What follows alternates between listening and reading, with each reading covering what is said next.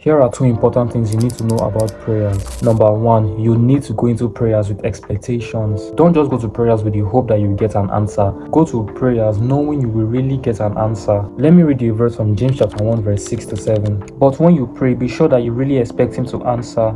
For a doubtful mind is as unsettled as the wave of the sea that is driven and tossed by the wind. You have to treat prayer like it's your only option. So believe that your answer can only come from here and hold on tight to it. Sometimes, even though God does not want to give you the answers to your prayers, He's still very willing to give you the reason why He is here to answer your prayer, so you will not be left in the dark. So when next we are going into prayer, have this expectation that God is either going to tell you a no or a yes. But sometimes God can give you a sign, and this can be His response to your prayer, and it could be like a form of peace that you will get. Maybe a matter that was disturbing you and you felt pressed to pray about it, and all of a sudden when you are done praying, you felt this calmness and peace.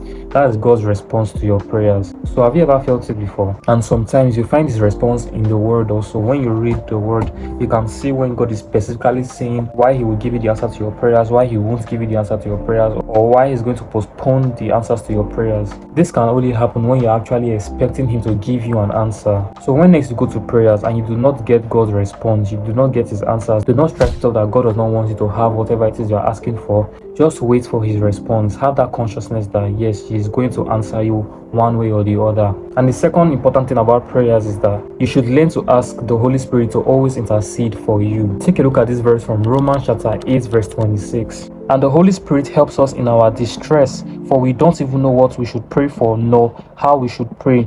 But the Holy Spirit prays for us in groanings that cannot be expressed in words. Sometimes when we are done praying a specific prayer, we feel like, okay, we have prayed about every single thing that we need. But that's not true. Because you see, there might be potential issues that we don't even know about, or some things that we need, but we don't really know that we need it. That was why praying in the Holy Spirit was introduced. First, it helps us to intercede for things that we are not aware of. And second, it helps us to still communicate when words are not enough to express our deep feelings. So you see, God is the only one that can really understand our gibberish. All those ladies that are expecting their mans to keep up with their lack of communication and asking them to read their mind, please, that job is actually for God, not for men. So in conclusion, there are two things you need to note down from this particular video. One, always go to prayers with expectations. Either you are going to receive a yes, a no, or a sign from God. And number two, embrace praying in the Holy Spirit. You could be speaking in an unknown language, which is called tongues, or it could be groanings. You can be hearing things like